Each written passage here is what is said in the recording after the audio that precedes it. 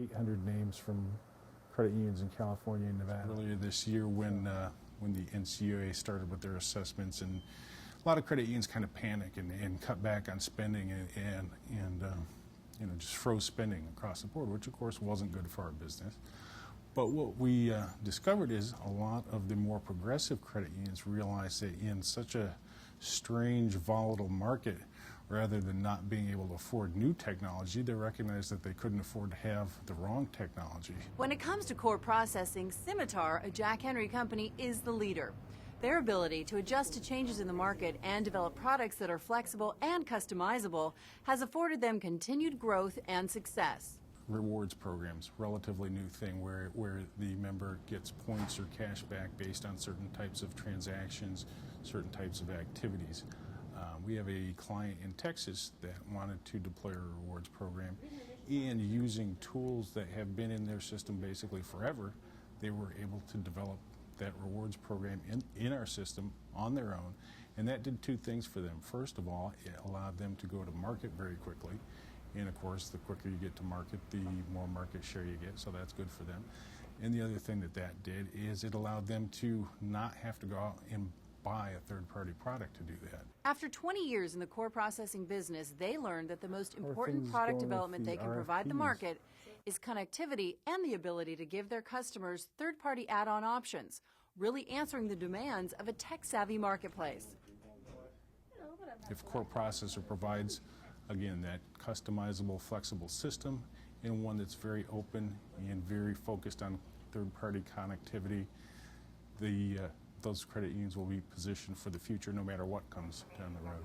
We have about a third of the billion-dollar credit union market. Our next closest competitor has less than half as many billion-dollar credit unions as we do. So really, a lot of our development is driven by the needs of these larger institutions. Obviously, we need to give them what they need, and then that all trickles down to the smallest credit unions that we serve are able to, reap the benefits of all that work as well. Symitar stays ahead of the market by continuing to look at the future and ask, what will the market demand next? Where are the opportunities for more expediency and convenience? Right now, that answer sits squarely with capitalizing on mobile banking and payment methods through the handheld device. Yeah, and you can provide the greatest technology in the world, but if you don't back that up with great service too, it's really meaningless. The drive is on to be able to do more and more things from that handheld device. So, and a lot of that, again, is going to be payments. There's probably going to be time where you can go into 7-Eleven, walk up to the register, do something on your phone, and your Diet Coke is paid for. Things like that. So I think all the new technology is really going to focus around, what you can do from that handheld devices. So really financial technology is all about consumer convenience. And how convenient and how easy can you make it for the consumer to do whatever they need to do with their money. And I think that's really going forward is what's going to drive the technology. And it's a challenge to stay on top of that, because you can't just look at what's going on with financial technology. You've got to look at what's going on in the rest of the world as well and see. I guess more than ever before, you have to have a really big picture of what's going on in the world.